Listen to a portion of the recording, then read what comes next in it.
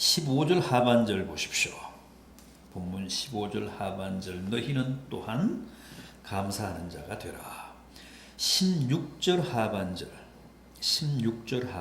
감사하는 마음으로 하나님을 찬양하고 17절 하반절 본문 마지막 절인 17절 하반절 그를 힘입어 하나님 아버지께 감사하라. 매절 감사합니다. 원어상으로는 이게 다 명령형입니다. 여러분 본문이 이렇게 매절 감사를 강조하고 감사를 명령하는 이유가 뭡니까? 감사하는 삶에 우리의 행복이 있고 축복이 있기 때문에 그렇습니다.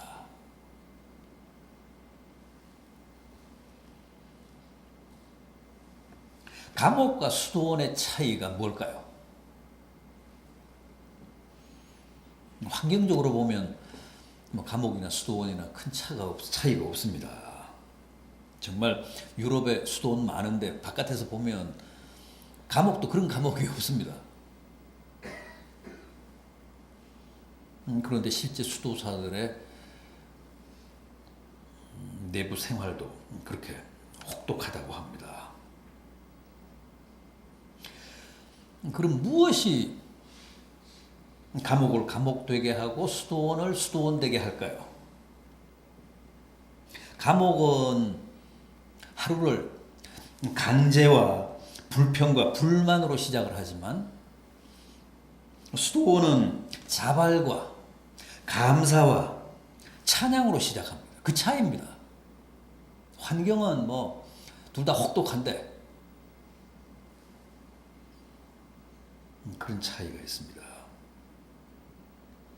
따라서 수도사들이 수도원에 감사가 실종이 되면, 감사가 사라지면 거긴 그대로 감옥이 됩니다. 반대로 감옥일지라도 거기에 감사가 있으면 거기가 그냥 수도원이 되는 겁니다.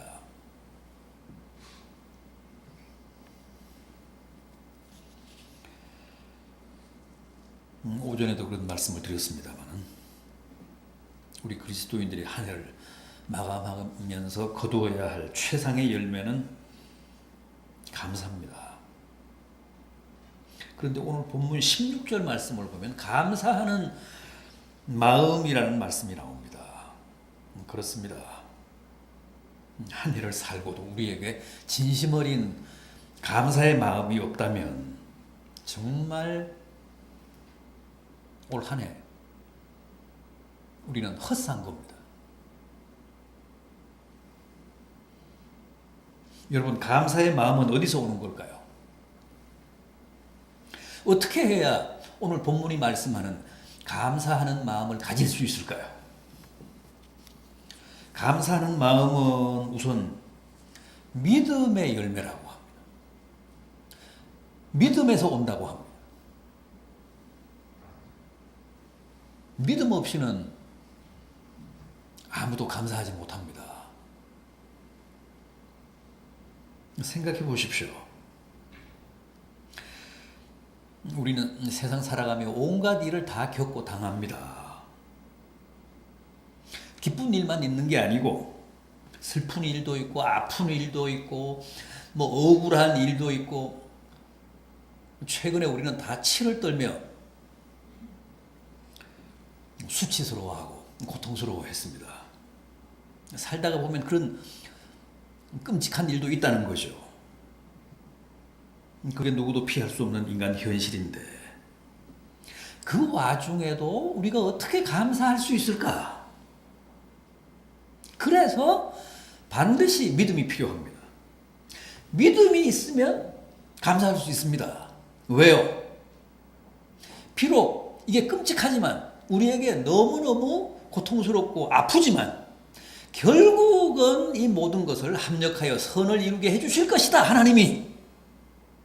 그렇게 믿으면 고통 중에도 아픔 중에도 얼마든지 감사한 마음을 가질 수 있다는 거예요. 성경이 말씀하는 감사하는 마음, 우리 기독교에서 강조하는 감사는 그런 겁니다. 감사한 처지나 감사한 환경이어서 꼭 감사한다기보다는 아픔 중에도, 고통 중에도, 슬픔 중에도 역설적으로 감사하는 마음. 그게 성경이 가르치는 감사인데, 그 감사가 현실적으로 가능하려면 반드시 믿음이 있어야 된다는 거죠. 감사는 믿음의 산물이라고 합니다. 감사하는 마음은 믿음의 열매라고 합니다.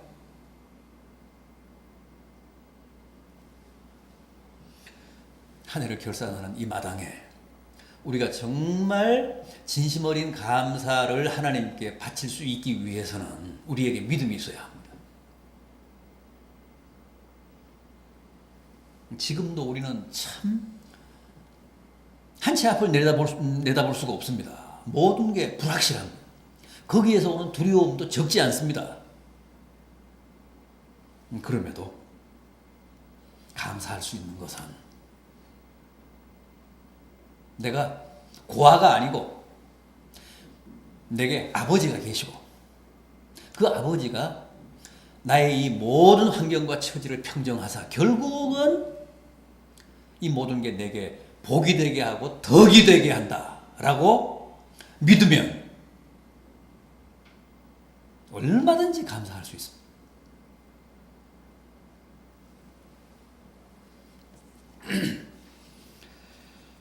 부디 믿음에서 비롯된 감사한 마음으로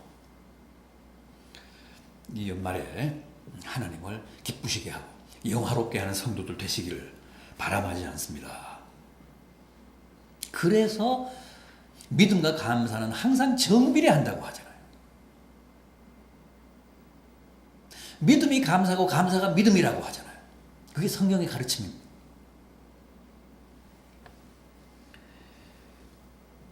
다음 감사하는 마음은 은혜의 열매라고 합니다. 감사하는 마음은 하나님의 은혜에 대한 우리의 반응입니다. 응답입니다. 하나님은 우리에게 은혜를 베푸시고 우리는 하나님에 대해 감사한 마음을 갖는 겁니다. 그래서 감사는 은혜의 산물이고 은혜의 열매입니다. 내가 오늘 이만큼 산 것, 올해도 이 연말까지 큰 탈 없이 온 것, 다 내 공로가 아니고 주님의 공로다. 주님의 은혜다.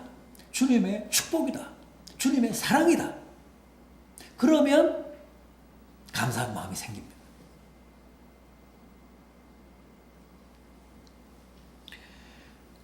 모든 게 하나님의 은혜라는 신념이 없는 사람에게는, 그런 믿음이 없는 사람에게는 절대 감사가 없습니다. 이혜인 수녀님 아시죠? 시인. 그분의 시 가운데 이런 거 있잖아요. 급한 순간에 버스를 놓쳐 안타까울 때는 다음 버스가 있음을 감사한다. 몸이 아파 괴로울 때는 건강의 고마움을 느끼며 감사하고, 글이 써지지 않아 답답할 때는 내 능력의 한계를 깨닫게 되어 감사한다.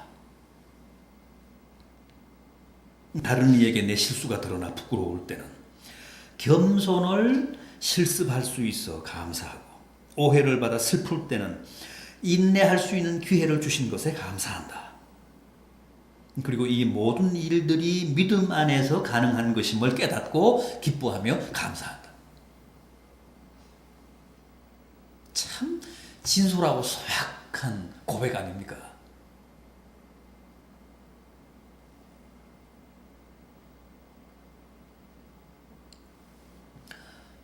우리는 다 감사해야 합니다. 다 하나님의 사랑이기 때문에, 다 하나님의 은혜이기 때문에,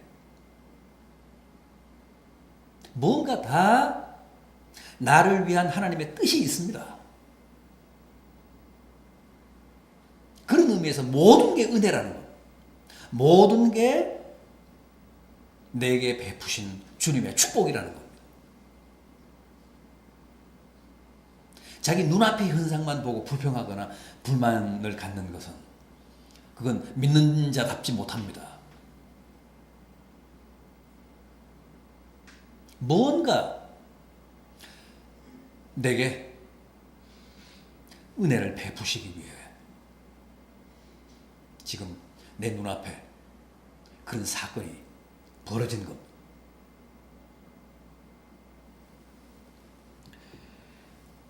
부디 올 한 해 모든 게 슬픔이나 아픔까지도 다 나를 위한 하나님의 축복이고 은혜라는 사실을 확신하시고 감사하는 마음으로 주님을 기쁘게 하십시오. 그러면 더 큰 축복과 더 큰 은혜를 베푸십니다.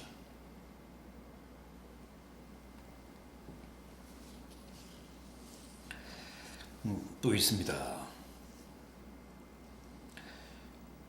감사하는 마음은 겸손의 열매입니다.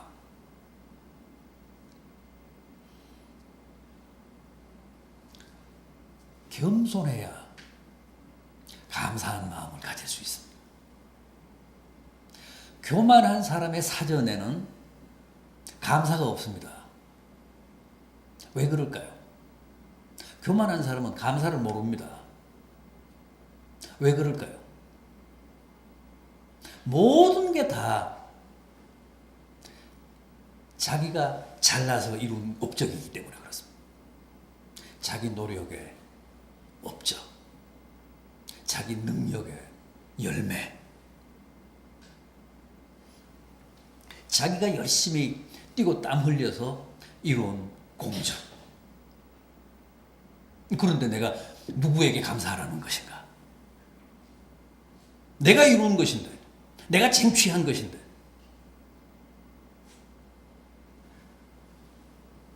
그래서 교만한 사람은 감사할 줄을 모릅니다. 겸손한 사람에게만 감사가 해당이 됩니다. 겸손한 사람은 정말 자기 힘으로 일군 어떤 일이라도 다 주님께 그 영광을 돌립니다.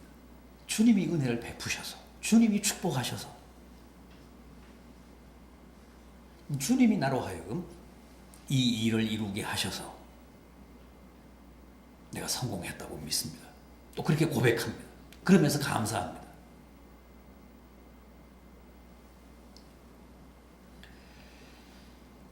여러분, 겸손해야 합니다.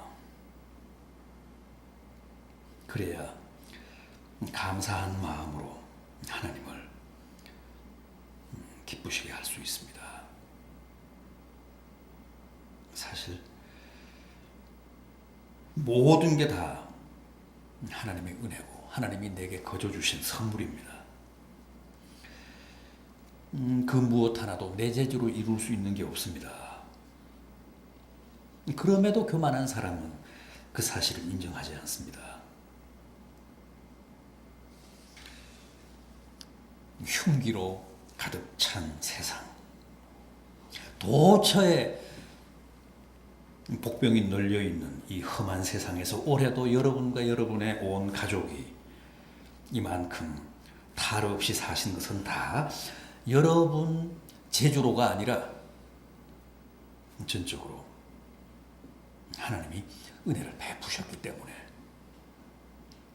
가능한 것이었습니다. 겸허하십시오. 사실 우리 기독교만큼 감사를 강조하는 종교도 없습니다. 왜 그럴까요? 감사는 그 자체가 기도고 예배이기 때문에 그렇습니다. 많이 감사하십시오.